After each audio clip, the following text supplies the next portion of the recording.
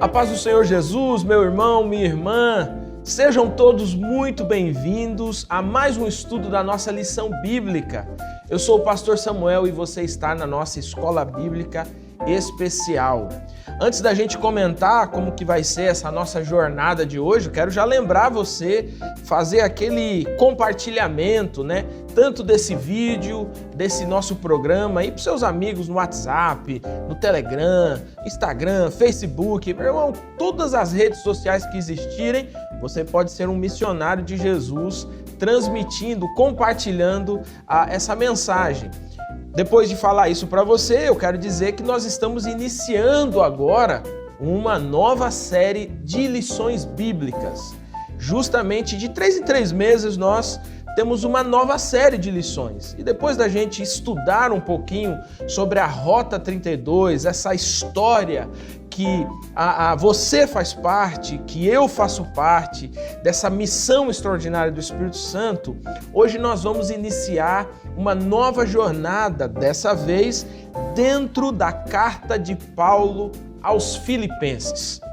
Você já leu a carta de Paulo aos Filipenses? Olha aí, fica uma oportunidade para você aí, nessa semana ainda até sexta-feira, você consegue ler assim, 30 minutos de leitura, você lê esses 4 capítulos da carta de Paulo aos Filipenses. Mas não subestime essa carta.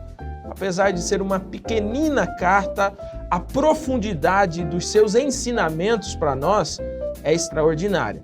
Por isso, hoje nós vamos começar estudando um pouquinho, de maneira introdutória, o que é essa carta, o que é essa igreja de Filipos e como que nós podemos extrair lições preciosas dessa experiência do apóstolo Paulo ao enviar essa carta a esses irmãos. Então, pega aí a sua lição bíblica, pega aí a sua Bíblia Sagrada e vamos juntos estudar mais uma vez a palavra de Deus.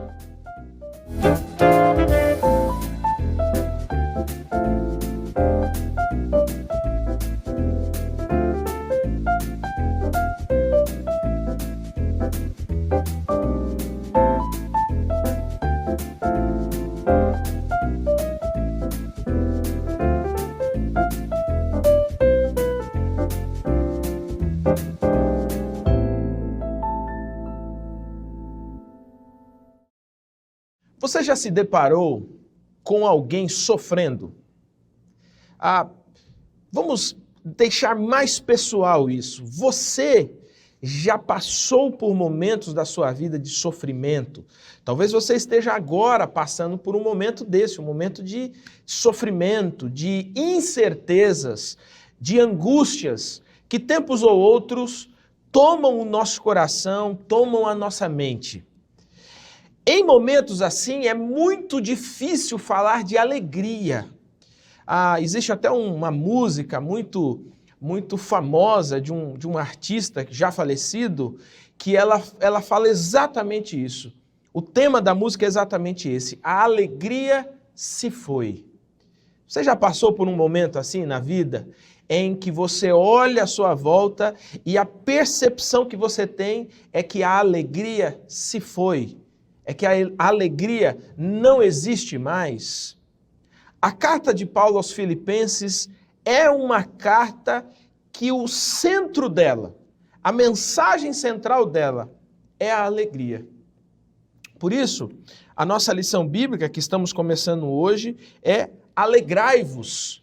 Essa exclamação de alegria, porque quando a gente olha para a carta aos Filipenses, essa ideia de alegria não é uma sugestão da carta, mas é uma ordem, é uma ordenança. Alegrem-se sempre, sejam alegres. Essa expressão aparece com uma certa frequência na carta de Paulo aos Filipenses. Mas não é só isso. Essa carta também ensina a gente que a alegria do cristão é apesar de. Apesar das circunstâncias, apesar das coisas, apesar do tempo, apesar de todas esses ataques que nós recebemos externamente. Então, por isso que, num tempo como esse, em que nós estamos atravessando a angústia de uma pandemia, perdas e mais perdas de pessoas queridas, tempos e mais tempos de incertezas que temos vivido, guerras estourando pelos lugares do mundo, mudando toda a ideia geopolítica do mundo. Em momentos assim, há uma tendência natural do nosso coração da gente se isolar, da gente se melancolizar, da gente se angustiar. É nesse momento que você precisa ler a carta de Paulo aos Filipenses. Porque essa é uma carta escrita por alguém que está preso, aguardando sua sentença, depois de ter sofrido as coisas mais absurdas para um ser humano, e mesmo assim, mesmo diante da inevitável morte que pode vir de uma sentença, esse homem, o apóstolo Paulo, escreve dizendo: sejam alegres. Não fala da morte como sendo o último grau da vida, mas fala da morte como a satisfação de ter completado a obra de Cristo. E fala da vida com a alegria de quem sabe que servindo a Cristo, ainda que as circunstâncias sejam adversas, há um final garantido. Essa é a carta que nós vamos estudar nessas próximas semanas. E hoje nós vamos começar na lição de número 1, falando sobre o surgimento dessa igreja de Filipos, como que isso aconteceu e o que envolve o surgimento, a plantação dessa igreja nessa região chamada Filipos. E para nos ajudar nessa primeira lição, está conosco aqui, pela primeira vez, abrilhantando aqui a nossa escola bíblica, né? Ultimamente, a escola bíblica tem sido abrilhantada por muitas participações importantes. Pastor Silvio, meu amigo, a qual eu tenho uma alegria muito grande de saudar você aqui com a gente, que esse seja um tempo abençoador, um tempo bom mesmo de estudo da Palavra de Deus, seja muito bem-vindo. Amém, obrigado, pastor Samuel, um prazer, uma alegria Amém. Estar com você aqui para participar da Escola Bíblica, um programa que é amado pela igreja, porque a Escola Bíblica é uma instituição da promessa, né, que tanto tem enriquecido o povo de Deus. Um abraço, a paz de Cristo Jesus para você de casa, irmãos e irmãs, é um privilégio estarmos juntos compartilhar da palavra do Senhor, com alegria no coração, iniciando uma nova série, né? É sempre muito empolgante iniciar uma nova série, a gente pega a lição bíblica, fica olhando capa, olhando conteúdo, né? E espero que a gente possa crescer muito ao longo Ainda mais uma série falando de alegria, né? Exato, que é tão distintivo da vida cristã, né? Da experiência da fé, a alegria. Um cristão sisudo, rancoroso, mal-humorado não combina, né? Como dizia um amigo meu, quando um crente, quando ele é assim, ele chamava de a nuvem. A nuvem chegando, sabe? O sol tá brilhando, assim, aí vem aquela pessoa sisuda, aí ele fala, a nuvem tá chegando, vai cobrir o sol, né? Vai ficar tudo nublado, né?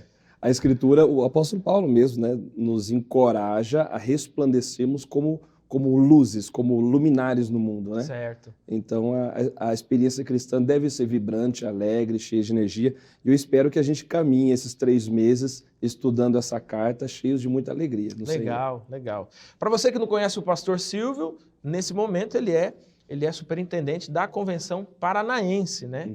Uma grande convenção que a gente tem aqui no estado do Paraná, né? Exato, ela é dividida em 2 partes, Isso, né? temos a Convenção Sul, a região de Curitiba, Santa Catarina, e a Convenção Paranaense é o norte, o noroeste e o oeste do estado. Ah, legal. Menos, tá aí, hein? Geografia também, geografia promessista, né? As nossas divisões.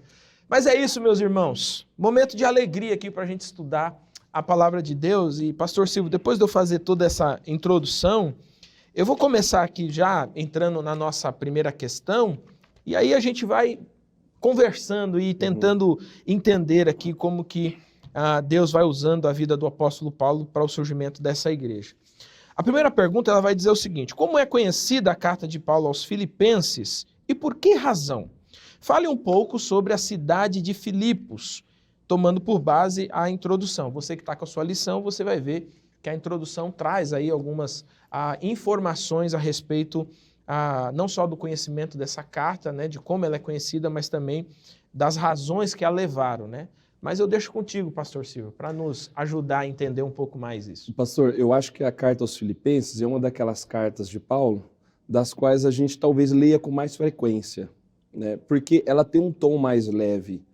Paulo ele não está muito preocupado nessa carta em embates teológicos, em lidar com opositores, parece que essa não é um enfoque, né? A gente vai ver um pouquinho à frente com o enfoque da carta, mas ela é conhecida como a carta da alegria, justamente por conta das várias repetições do termo alegria e os correlatos que aparecem ao longo da carta, né? Eu estive lendo aí, preparando para o nosso estudo, Sim. Percebi que as referências estão em cada capítulo da carta. Nos 4 capítulos aparecem aí as referências à alegria como uma experiência marcante da fé cristã. Então, essa carta, ela nos chama a uma experiência cristã vibrante, alegre, né? É uma carta muito pessoal também do apóstolo Paulo. Das cartas dirigidas a igrejas locais, é a mais pessoal. Porque ele vai compartilhar nela aqui, a gente certamente vai estudar isso com mais detalhes em outras lições, mas ele vai compartilhar um coração grato, a gratidão, apesar das circunstâncias difíceis que ele está vivendo naquele momento que escreve, né? Sim. Então a carta da alegria, ela tem muito a nos ensinar.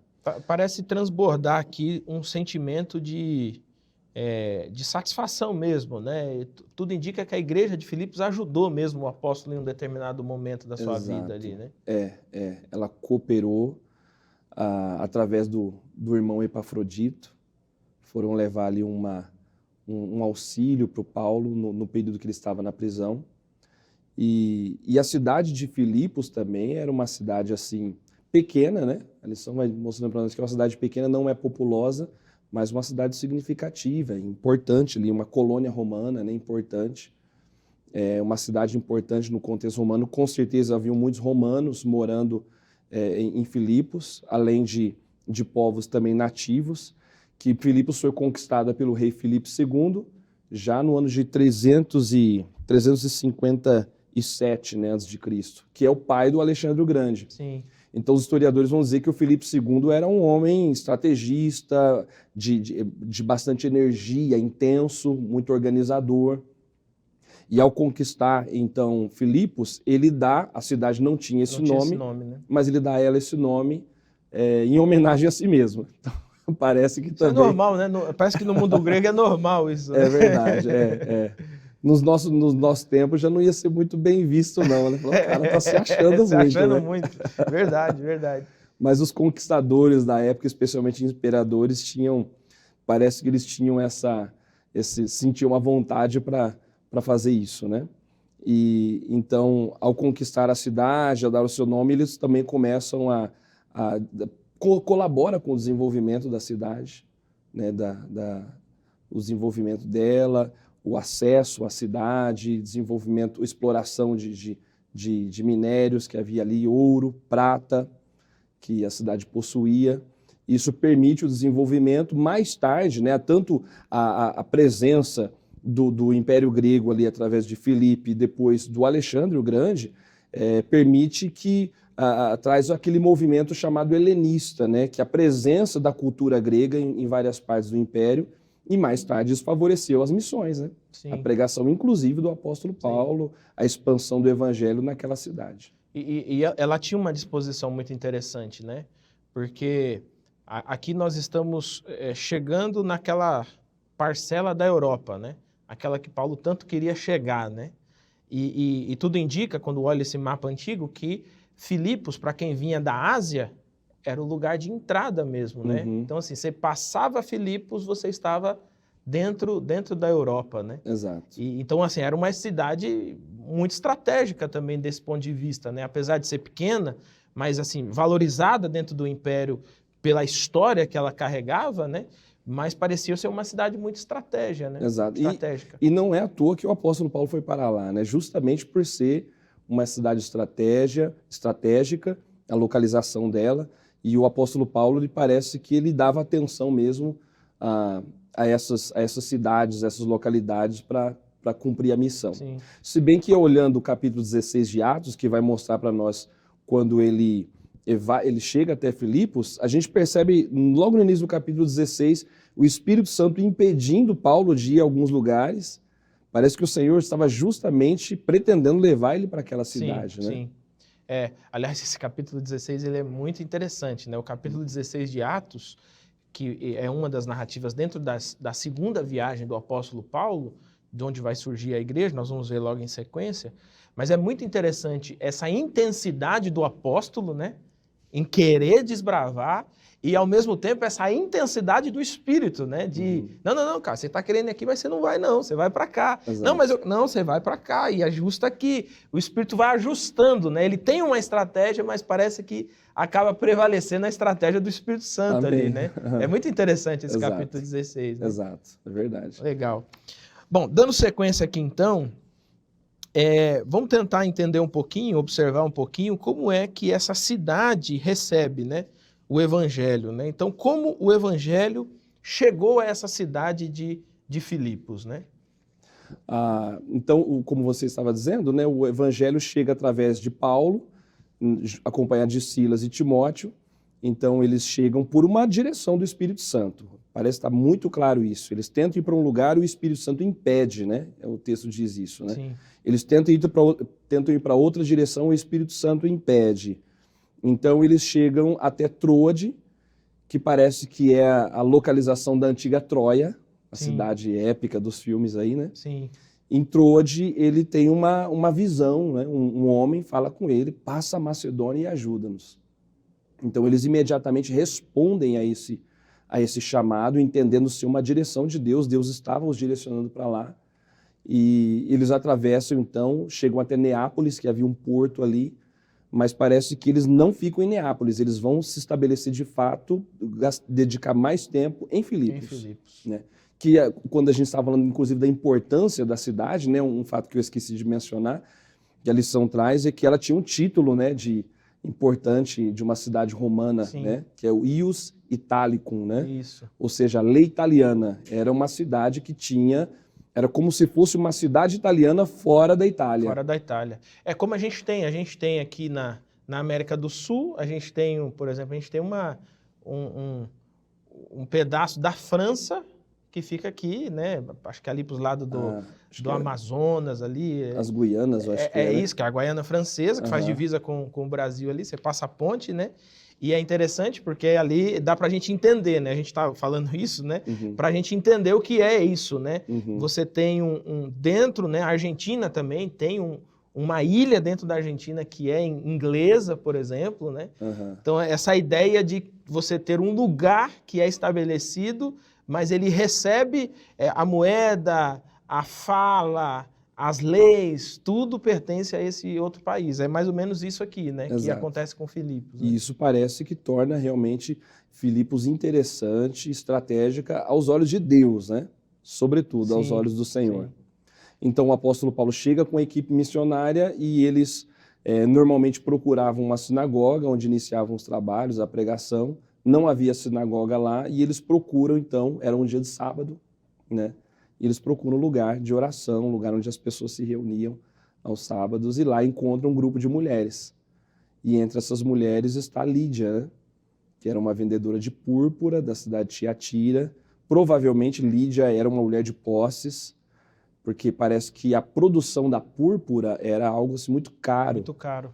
Eles extraíam ali o corante ali de um molusco, né? Era um processo caro, difícil. Então, provavelmente a Lídia... E ela tinha uma família muito grande também, né? Provavelmente, né? Parece assim, parece que quando ela traz os missionários para a casa dela, ela pede para hospedá-los depois de sua conversão, né? Parece que era comum isso acontecer, né? Então, não era uma casinha qualquer, né? E não só a Lídia, quanto depois o carcereiro também convida eles para casa. Eles tinham a cultura antiga, a hospitalidade era um valor assim, especial. E era um servidor público, né? Então provavelmente tinha um status de vida diferente de pessoas comuns, né? Naquela época, pelo menos, isso fazia muita diferença, né? Exato. Então a Lídia se converte, ela recebe o Senhor, os convida, os recebe na sua própria casa. Depois há uma outra conversão que é de uma jovem posse, uma libertação, né? A gente não tem muitos detalhes depois do processo da libertação dessa jovem, que tinha um espírito de adivinhação e vinha seguindo os apóstolos por vários dias, né? E a ponto que chega depois de um certo tempo, o apóstolo repreende aquele espírito maligno. E é interessante esse episódio, né? Porque Sim, ele dizia coisas certas, sim, sim. mas não era em nome do Senhor, Só, né? só coisas elogiosas, né? Elogiosos, Eis, servos homens do de Deus Deus, Altíssimo, né? servo de Deus Altíssimo. Exato. E é interessante assim, que demora alguns dias, né? Até que o apóstolo fala, rapaz, vamos parar com esse negócio aqui Chega. que já deu, né? Sai! E aí, Aham. e isso causa um impacto, né, na cidade, porque ela era usada comercialmente, né? Nessas Exato. adivinhações e tal. Exato. Causa um impacto econômico, né? E aí as autoridades, os donos, os proprietários daquela mulher se sentem incomodados. O que é lamentável, né? Uma pessoa era escravizada por Satanás, sendo manipulada pelo diabo para ser escrava de outras pessoas, e quando ela é livre dessa opressão espiritual, os homens ficam aborrecidos por conta da perda econômica. Que é mais ou menos o mesmo cenário de Jesus com aquela questão dos porcos, né? Que Exato. acontece lá no Evangelho, né? Aham. A preocupação econômica era maior do que um ser humano que estava à margem da sociedade, escravizado pelo diabo e por outros seres humanos, né? Exato. Vale lembrar, né? Aham. Que era o caso dela, né? Exato. Então, essa mulher, o espírito maligno é repreendido dela, mas, ao contrário do que deveria de se esperar, as pessoas não ficam satisfeitas. Paulo e Silas, então, eles são surrados, né? São presos e lá na prisão, mais uma conversão acontece, que é a conversão do carcereiro. Já é interessante, e talvez Paulo, em Filipos, já demonstra aí a sua disposição, a alegria no meio da dor, porque lá na cela, no cárcere, eles cantavam hinos, né? Sim, sim, sim. Não estavam aborrecidos, não estavam choramingando, estavam cantando hinos na cela e o Senhor abalou as portas do cárcere. Eu acho interessante nesse episódio é que a prisão tanto não era o habitat natural, né, de Paulo, se não era o habitat natural deles, que eles podem ficar tranquilos, né? Podem ficar tranquilos. Exato. Nós sabemos, cidadãos de onde somos, sabemos quem nos guia, podem ficar tranquilos. E quando as portas, né, da cadeia vêm ao chão, aí todo mundo sai correndo. Eu imagino que foi essa correria, né? Nós já vimos, né, cenas assim na televisão, né? Abriu a porta da cadeia, aquela correria e tal. E de fato, quando o carcereiro chega, não tem mais ninguém, e aí ele seria o condenado à morte. Ele seria o condenado. A lei dizia que se ele era responsável pela vida, né? Com a vida dele, ele pagava se perdesse os prisioneiros, né? E ele se preparando para tirar a própria vida. Ele pensou, eu vou morrer mesmo, né? E tudo indica que não foi só o carcereiro, porque Paulo aparece com os outros que estavam lá, né? Não houve uma fuga em massa, né? Extremamente impactante, né? Não houve uma fuga em massa. Não houve uma fuga em massa e houve uma conversão em massa de um presídio quase que inteiro, né? Glória a Deus. Foi um negócio extremamente impactante do Evangelho, né? A gente não tem assim os pormenores, o que Paulo disse, o que Silas disse, apenas disse que eles estavam cantando e o anjo sacudiu o lugar, né? Mas fica claro que o episódio causou um impacto e eu fico imaginando que o fato dele voltar, eu acho que representa aquilo assim, ó, eu não sou criminoso. Eu não preciso fugir, eu não sou criminoso. Exato. E você também não precisa fugir nem acabar com a sua vida. Nós estamos todos aqui. Estava fazendo jus ao ditado popular que não deve, não teme. Exatamente, né? Exato. E a consequência disso? A consequência disso é a conversão do carcereiro. Talvez, se Paulo e os demais tivessem entendido de outro modo aquele episódio, eles teriam fugido e talvez nenhuma conversão aconteceria. Provavelmente o carcereiro seria morto mesmo, né? Então, veja que eles poderiam ter entendido, olha, Deus está ajudando a gente... Mandando a gente embora, né? Exato. E não foi o caso. Então, o carcereiro, quando percebe que eles não haviam fugido, ele entrega-se ao Senhor, né? Ele entende que aquilo, com certeza, ele entende que aquilo era algo divino que estava acontecendo ali. O carcereiro sabia, naturalmente, que quem eram Paulo e Silas, né? E ele recebe o Senhor e, como era muito comum também, ele os leva para casa e a casa dele, a casa do carcereiro, se converte na sua família, né? Sim. Ele trata também deles, né? Lava-lhe os vergões, Sim. cuida Mudou, né? dos missionários, mudou. De algoz virou irmão em Cristo, né? Exato, exatamente. Isso é um negócio impactante, né? É o evangelho que é extraordinário, né? É. Mudando as pessoas, os corações. Então, e no dia seguinte eles são libertos. Eles recebem uma informação de que deveriam soltar os missionários, né? E eles vão embora, mas a igreja de Cristo fica, né? Exato. E ela vai se desenvolver ali. Agora, é interessante, né? Porque, assim, parece um padrão, né? Ele não vai para os castelos, ele não vai para a autocracia, né? Da cidade, né? Parece que tudo vai acontecendo debaixo, assim, do nariz desses autocratas, né? Dessa Exato. sociedade e tal. Mas vai minando por baixo, né? A água vai subindo, né? É o carcereiro, né? A Lídia provavelmente tinha muitos funcionários, né? Que provavelmente foram impactados com a sua conversão também. Exato. Né? E sem dizer, meus irmãos, que nós estamos falando de um período em que o serviço, o trabalho, a dominação que um senhor ou um dono de empresa exercia nesse período era muito grande, né? Então, o impacto da conversão dessa pessoa para os seus funcionários era muito perceptível. Muda a forma de tratar, né? Muda a forma de se relacionar com eles, né? Exato. Porque o evangelho vai trazendo novos valores, né? Um senso mais apurado de justiça. A gente vê isso claramente, por exemplo, na carta a Filemon, como Paulo apresenta, né, quando devolve o Onésimo, né, para Filemon, fazendo recomendações para que agora a relação dele fosse outra. Ele é um irmão em Cristo. Agora é uma relação com base no evangelho, né? Exato. Não é mais com base na legalidade da romana, agora é com base no evangelho. Porque da especificidade do evangelho atuar sobretudo na natureza humana, né? Alterando os valores, a consciência humana, e depois isso vai gradativamente se reproduzindo na sociedade, na construção das leis. De dentro para fora, né? De dentro para fora. De dentro para fora. Exato. E essa igreja aqui, pastor Silvio, que vai surgir aqui dessa pregação do evangelho, ela vai se manter firme ali, porque assim, você comentou no começo, né, que o apóstolo Paulo não escreve assim, não é um enfrentamento, não é um embate, né? É diferente, ele vai falar ali das irmãs que das cartas aos Coríntios, exatamente, né, por exemplo, né? Coríntios ou Tessalônica, né, aos Tessalonicenses, mesmo a carta a Timóteo, você vê que ele tem que orientar Timóteo para tomar cuidado, porque tem gente ali no meio. Encorajá-lo a inflamar de novo o dom, né? Mas essa carta parece que era uma igreja que ia se desenvolvendo quase que naturalmente, né? Não havia grandes conflitos ou problemas de ordem teológica, de ordem dogmática, apresenta, né?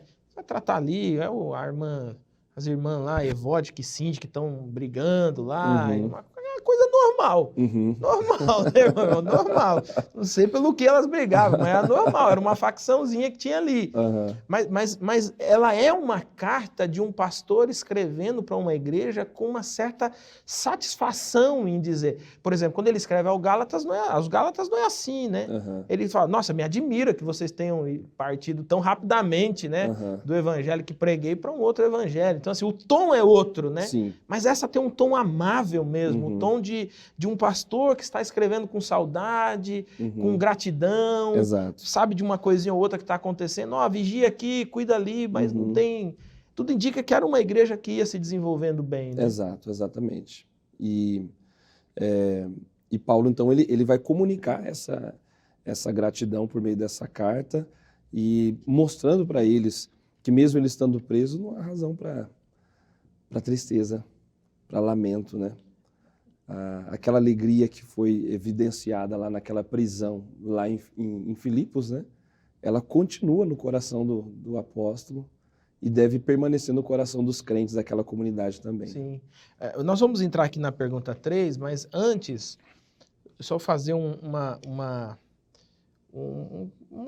observação, né? Dado o teor pessoal dessa carta e o fato dela falar tanto de alegria, também não deixa assim transparecer que esses irmãos, ao descobrirem assim, poxa, o apóstolo está preso de novo, pode ser executado e tal, talvez eles pudessem ter sido um pouco assim impactados de alguma forma com essa notícia, né? Já que o tom pessoal é muito forte da carta, né? Será que ele também não está falando sobre isso para eles? Né? Talvez tenha gerado uma certa insegurança, né? A gente pode pensar de modo semelhante o que nos aconteceu no início dessa pandemia, né? Um cenário assim preocupante, uma doença misteriosa, completamente nova, atingindo o mundo todo e as igrejas tendo que fechar. E foi um tempo em que nós precisamos mesmo levar uma mensagem de conforto, de confiança para o povo de Deus, para as igrejas, sentir assim, segurança no Senhor, naquele que controla e governa a história, não é? Talvez naquele primeiro momento a grande questão não era descobrir quem eram os culpados pelo espalhar o vírus, né? Mas apesar de todo aquele cenário incerto, de insegurança e sem precedentes para nós, para a nossa geração, né? Sim. Nós deveríamos encontrar refúgio, segurança no Senhor. Os crentes não deveriam se empalidecer diante daquele cenário, deveriam nutrir a sua esperança nas promessas de Cristo. Firmar o olhar, né? Exato. A esperança cristã, ela sempre encontra força no tempo da angústia, no meio do caos. É uma marca da Igreja de Jesus Cristo em todas as épocas, né? E o líder da igreja, estando naquela condição, aquele que a plantou, que amava aquela comunidade, né? Paulo externa amor pela comunidade filipense, estando naquela condição era natural, talvez mesmo que os cristãos também ficassem aborrecidos e tristes por ele estar vivendo aquela condição de prisão, né? Legal. Vamos então na terceira pergunta, que vai tratar um pouquinho mais sobre isso, né? Comente quem foi o seu autor, né? O autor da carta aos Filipenses e em quais circunstâncias ele escreve essa carta e com qual objetivo. Olha, a nossa lição vai trazer aqui no item 3, né? Ao segundo parágrafo, diz assim: Paulo estava preso quando escreveu a carta aos Filipenses. Muito provavelmente trata-se do período que ele ficou aprisionado em Roma, em uma casa alugada por 2 anos. Né? Então, ali que está registrado ali no final, né, do livro de Atos. Né? Então, provavelmente foi o período em que ele estava escrevendo essa carta aos irmãos. E estar preso, embora seja numa casa alugada, né, ele está privado de sua liberdade, né, privado de continuar cumprindo a missão que ele sempre praticou, que ele sempre fez. Né? Então ele escreve, sobretudo, para agradecer a igreja, para agradecer o apoio que a igreja concedeu a ele via o irmão Epafrodito. Eles levaram um apoio, um sustento para ele, porque à época os prisioneiros eles não recebiam um bom trato do Estado, né? Não havia direitos humanos naquela época, não. O Estado não gastava um centavo. Né? Então a lição vai contar para nós que quando alguém ia para a prisão, normalmente não era bem alimentado, né, por seus captores. E eles dependiam então de amigos para ajudá-los. E Paulo encontrou esse apoio na igreja de Filipos, né, que durante seu aprisionamento levou uma oferta financeira através do Epafrodito. A carta vai informar para a gente que o Epafrodito chegou a adoecer, quase morreu. E pela graça de Deus isso não aconteceu, e depois que atende o apóstolo Paulo, então escreve a carta, e provavelmente essa carta vai aos Filipenses pelas mãos do Epafrodito. Ele mesmo leva ela de volta. Né? Exato, como um gesto de gratidão por esse suporte naquele momento que ele passava. Legal. Você vê que, assim, quando a gente pensa assim, humanamente, né? O rapaz foi levar uma ajuda, aí ficou doente, quase morreu também, né? Isso é para angustiar qualquer um, né? Imagina os irmãos recebendo a notícia, né? Oh, o Epafrodito chegou lá, rapaz, mas está doente lá, vamos orar para ver se ele não morre e tal. O apóstolo está preso, quem foi levar ajuda está quase morrendo, né? Eu acho que o próprio Paulo fala isso, né? Ainda bem que não, graças a Deus que não, porque senão eu ia ser consumido em tristeza. Maior ainda, né? Exato. A tristeza, né? Exato. Cara, que legal. Então o objetivo da carta, então, quando ele manda de volta, qual é? É de animar mesmo os irmãos. Esse é o objetivo principal. Exato. Né? Conceder-lhes esperança. Ele, por várias vezes, ele faz recomendações, né, para que a igreja encontrasse alegria, se alegrasse no Senhor. Essas expressões, elas aparecem ao longo da carta, né? Veja, no capítulo 2, versículo 18, né, versículo 17, ele diz, eu me alegro, eu estou alegre e me regozijo com todos vocês. Estejam vocês também alegres e regozijem-se comigo. É aquela menção que você disse, né? Ele estava encarcerado, mas não queria que eles ficassem abatidos por esse encarceramento. Ele disse, eu estou alegre. Apesar das circunstâncias, eu estou alegre e quero que vocês se alegrem comigo. Capítulo 3, versículo 1 também diz, alegrem-se no Senhor. E escrever de novo as mesmas coisas não é cansativo para mim, é uma segurança para vocês. Então, é um encorajamento à alegria, é uma expressão de gratidão que ele faz a essa igreja. E certamente eu imagino que quando eles receberam, leram a carta, eles sentiram-se consolados pelo Senhor. Realmente essa ideia da alegria ela é muito forte, né? O capítulo 4, 1 também, né, diz, olha, vocês que são a minha alegria. Então, Paulo, ele externa que a igreja é a alegria dele, né? A igreja não era sem um contar fardo, não era um peso para ele. É aqui também que está aquele texto icônico, né? Que para mim o viver é Cristo e morrer é lucro, né? Exato. Que isso se transforma quase num hino, numa afirmação de segurança, né? E aquele também de aprendi a viver com toda a situação. Sim, também. Né? No capítulo 4, quando ele vai falar da provisão de... Exatamente, vai falar da provisão de Deus, ele vai falar, não andem ansiosos, mas aprendam a orar, leve a Deus. Isso é muito interessante, porque quem está escrevendo isso está preso, né? Não é um pastor em cima de um púlpito, né, numa igreja com ar-condicionado, que acabou de chegar, encostou o seu carro, entrou, a roupa tá bem passada, tá toda ajustada e tá dizendo, irmãos, olha, não andem ansiosos. Não, é alguém que está numa prisão, né, tudo indica que nessa prisão ele estava algemado a um soldado o tempo inteiro, né, o tempo inteiro, e ele vai escrever isso, alegre-vos sempre no Senhor. Eu afirmo de novo, alegrem-se no Senhor. Sejam amáveis, se estiver sofrendo e tal, não esqueçam que breve voltará o Senhor, não andem ansiosos por motivo algum. Isso é muito interessante e é uma lição muito preciosa mesmo para a gente, né? É verdade. E é uma marca da igreja cristã. O livro de Atos também, eu acho que ali por volta do capítulo 5, uma ocasião em que os discípulos também sofrem perseguição e eles... depois de serem soltos pelas autoridades, a Bíblia diz que eles ficaram felizes por terem sido dignos, né, de sofrer afrontas pelo nome de Jesus. Samuel, esse é um dos textos da Bíblia que mexe comigo, sabe? Que é isso, né? Que absurdo que é esse?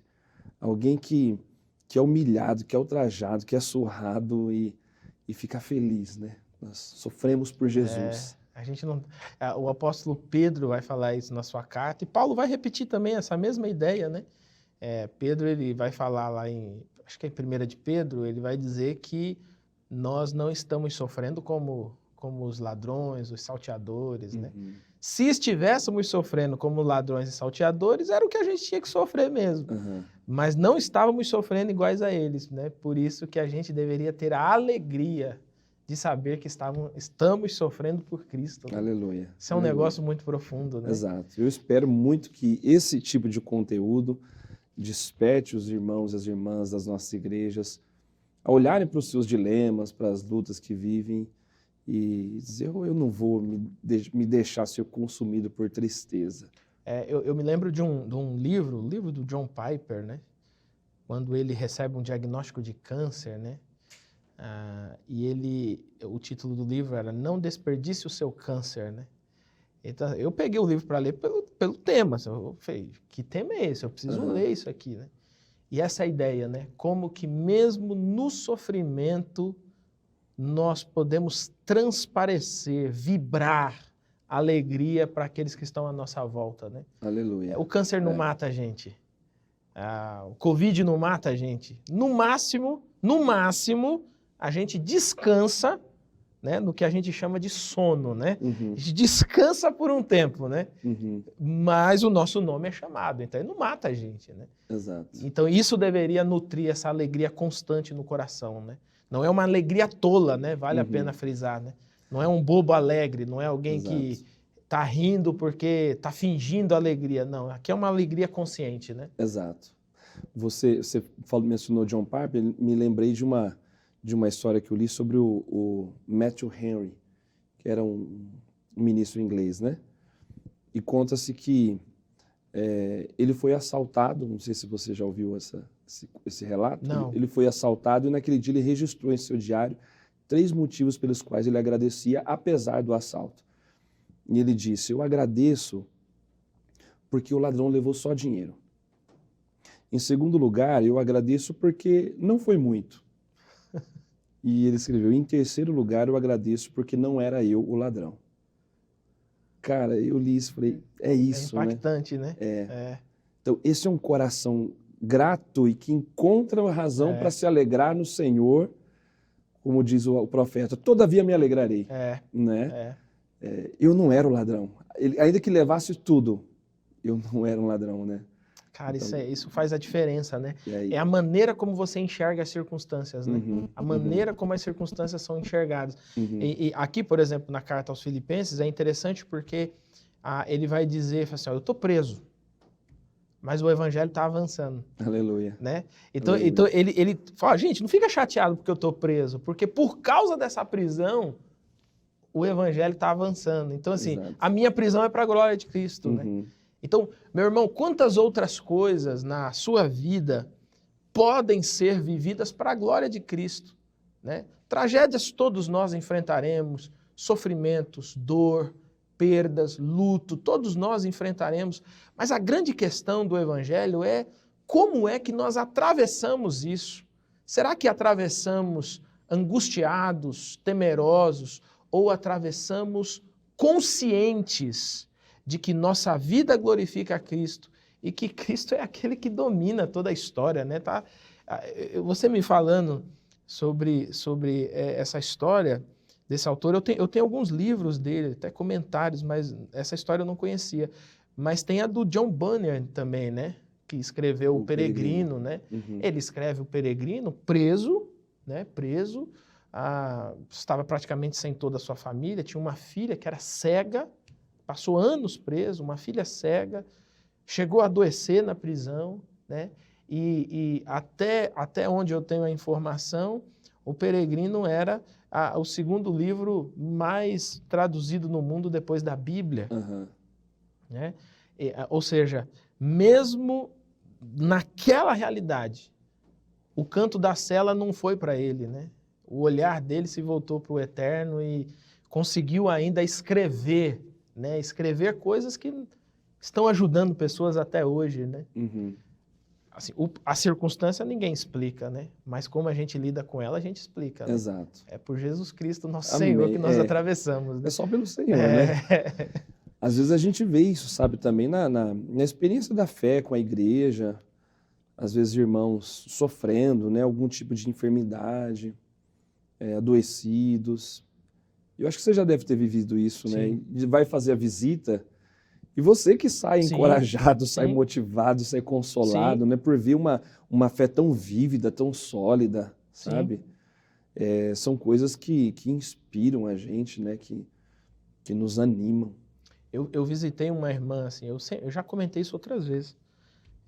Comecinho, cara, 2012, comecinho do meu ministério. Né? Inclusive agora em março, hein, completei 10 anos. Graças 10 anos a Deus, que comecei. parabéns. E tem um negócio interessante, cara. E eu fui assim, eu sou um pastor, eu tenho conteúdo e eu vou animar essa irmã.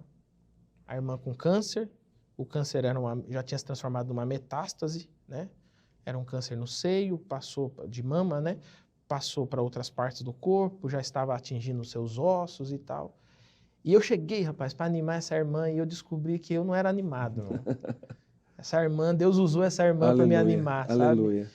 E isso é um negócio impactante, né? O que o evangelho faz, mesmo quando a gente está sofrendo as piores dores, é impactante para quem está à nossa volta. Né? Amém.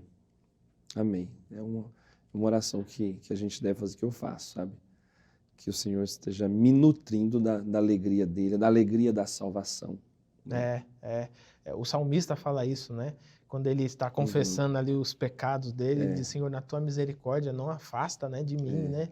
A alegria da tua salvação, né? Então, assim, nos momentos mais difíceis, Senhor, o que faz a diferença é essa alegria, né? E uma pessoa alegre é sempre muito bom estar do lado de alguém assim, bom, né? Irmão, é bom. Ninguém gosta da nuvem. Ninguém gosta da nuvem, meu irmão. A nuvem... Olha, meu irmão, se você é a nuvem, você sabe. Se você é a nuvem, você sabe.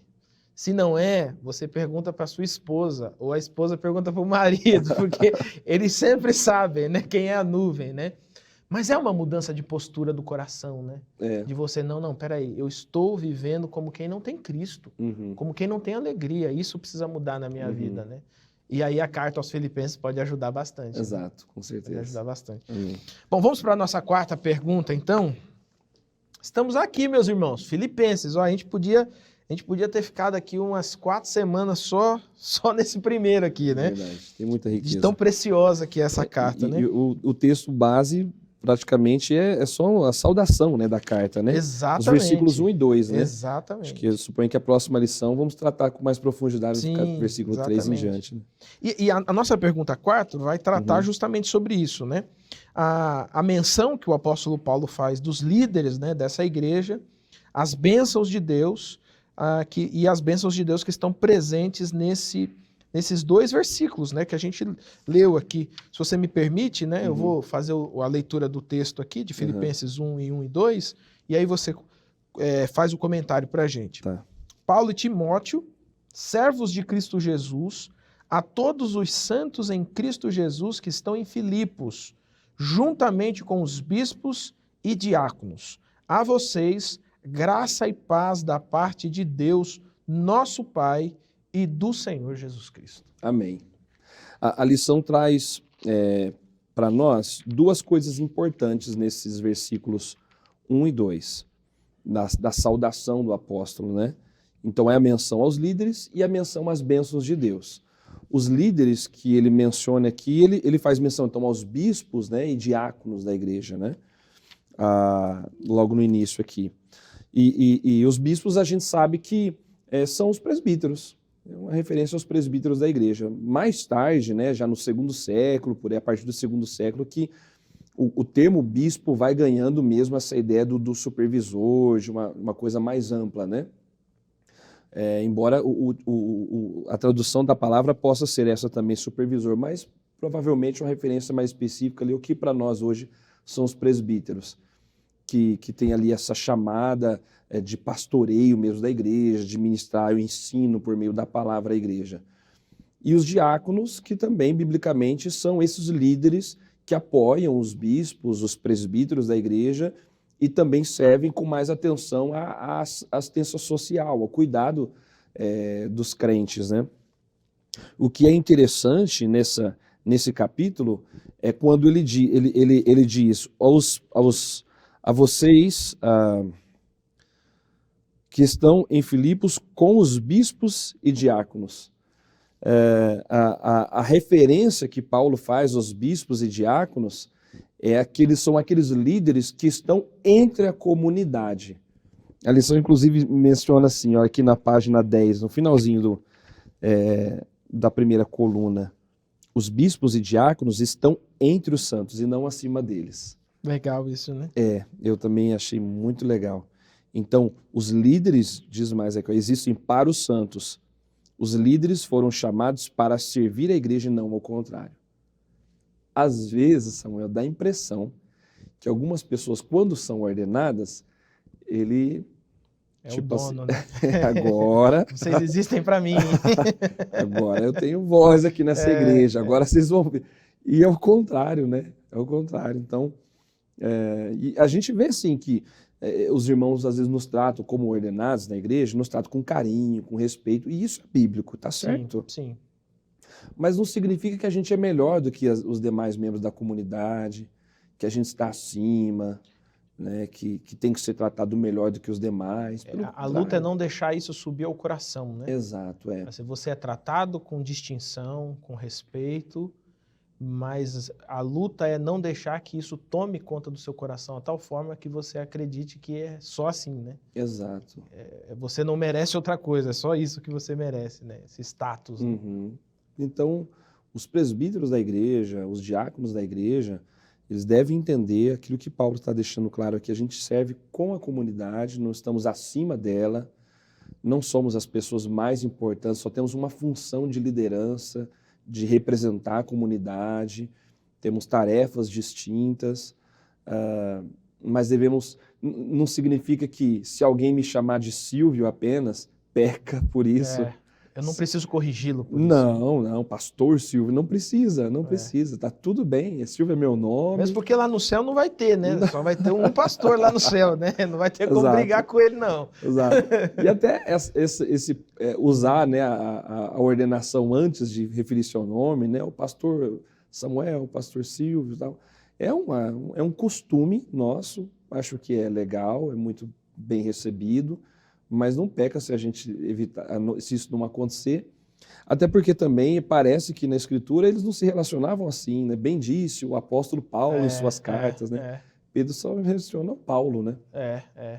Então, o trato, o respeito não vai pela nomenclatura necessariamente, né? Sim, sim. Mas é o afeto, o carinho, né? E como todos os irmãos devem ser tratados também na comunidade de fé, né? Legal, amém. Meu irmão, minha irmã, viu aí o que vem pela frente?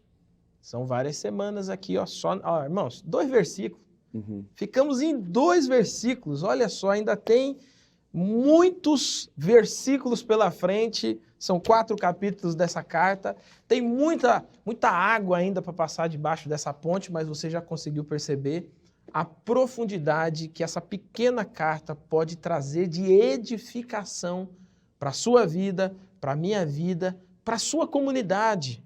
Né, para a nossa comunidade local. Por isso, pastor Silvio, encerrando aqui esse nosso momento, eu queria que você desse uma palavra nesse sentido. Né? Qual é a importância da comunidade local para pessoas que talvez estejam atravessando esses momentos difíceis, esses momentos de luta? Como que essa alegria ela pode ser compartilhada na igreja local? A comunidade local é esse ambiente em que a graça de Jesus, a paz de Jesus é compartilhada com as pessoas e é muito importante, ela é fundamental. A gente tem visto na experiência de fé quantas pessoas encontram consolo num culto, numa reunião de pequeno grupo, uma reunião de oração, a visita que recebe de um grupo de membros da igreja local. Eu particularmente, eu sempre fui muito feliz convivendo com a igreja, sempre encontrei muitas alegrias no seio da igreja, sabe? Na minha experiência de fé, desde jovem, eu sou crente nato também, mas sempre a igreja me fez muito bem. E até hoje, sabe? A gente encontra muita alegria, comunhão. Eu tenho amigos maravilhosos na comunidade de fé. Em momentos difíceis que eu vivi na vida, eu encontrei força, acolhimento com a igreja. É óbvio que em algum momento ou outro, ela não atendeu às minhas expectativas. E é certo que, é bem certo, na verdade, que em alguns momentos eu não atendi às expectativas da igreja também. Mas é ali que o Senhor se manifesta, opera no meio do seu povo, né?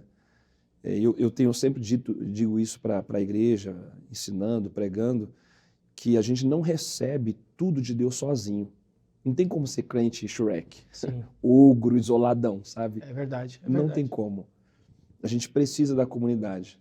A gente aprende com o outro, ouvindo o outro, um testemunho, uma palavra de edificação, um gesto de carinho, de afeto, né? A gente cresce com o outro. Tem muita coisa que Deus quer fazer na minha vida, mas Ele não vai fazer em mim isolado, sozinho. Tem muita gente que diz, eu não preciso ir na igreja não, eu tenho a minha fé, em casa eu oro, eu busco a Deus. Você nunca vai ser, você que está em casa, você nunca vai ser plenamente edificado sem a comunidade de Cristo, sem a igreja. A gente precisa uns dos outros. Concordo plenamente com isso. E ali a gente vai ser instruído, motivado, orientado, coisas que eu não enxergo. Deus vai usar o Samuel para que eu enxergue isso. Coisas que eu não compreendi, Deus vai usar os meus irmãos para que eu compreenda. Então é muito importante a comunidade local, a igreja, e especialmente quando a gente passa lutas, né? Amém, amém. Pode orar para a gente? Amém. Vamos orar. Santo Pai, amado Salvador nosso, em nome de Cristo, teu Filho perfeito, nós agradecemos ao Senhor. E eu te agradeço muito pelo estudo de hoje, por estar aqui com o pastor Samuel, com os irmãos que assistem, refletindo nas Escrituras. Peço que o Senhor abençoe a comunidade, cada igreja local, cada promessista, ao longo desses 3 meses, em que vamos examinar a carta aos Filipenses, e que durante esse período e ainda o tempo depois que se seguir, se a gente enfrentar luta, se a gente sentir-se oprimido, perseguido, machucado e ferido, Deus, ajuda a gente a encontrar alegria no Senhor. Em nome de Jesus. Ajuda a gente a encontrar força nas tuas promessas, na tua palavra. Ajuda a gente a encontrar alegria da salvação. Que o nosso coração se encha da tua paz, de gratidão, e que nenhum de nós pense em fugir da comunidade, se afastar do convívio dos santos. Que seja lá, no meio do povo de Deus, que a gente encontre amparo, que a gente encontre alívio, força no Senhor.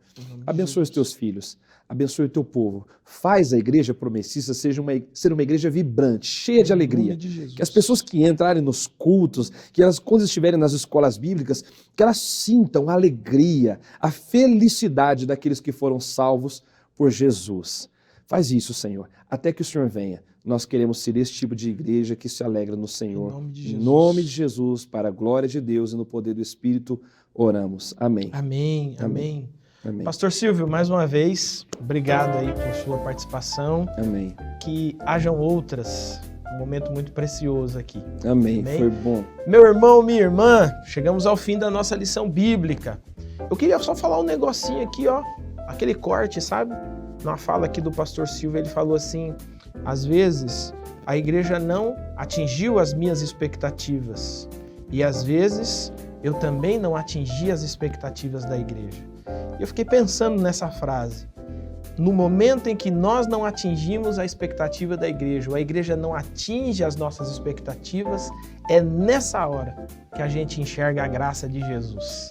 Essa graça de Jesus que faz a gente viver em comunidade, amando uns aos outros e compreendendo quando as nossas expectativas são altas demais e elas não são preenchidas. É a graça de Jesus. Que Jesus te abençoe, que você tenha um feliz restante de semana e bons estudos. Você já conhece o projeto Amigos da Missão? É muito importante você que tem acompanhado a programação da TV Viva Promessa conhecer se você ainda não ouviu falar sobre o Amigos da Missão. Esse projeto, ele tem a intenção de que você seja um amigo da missão, contribuindo e ajudando a programação da TV Viva Promessa, e também a sua contribuição vai nos ajudar a partir da agência humanitária, em projetos humanitários no Brasil e em todo o mundo. Então, é fácil. Você faz o seguinte: acessa amigosdamissão.org e lá você vai ver as diversas maneiras que você tem para contribuir com esse projeto. E vai ser muito legal ter você como mais um amigo da missão. Então vai lá, rapidinho, entra agora e contribua com esse projeto que quer levar o Evangelho e levar solidariedade para tantas pessoas.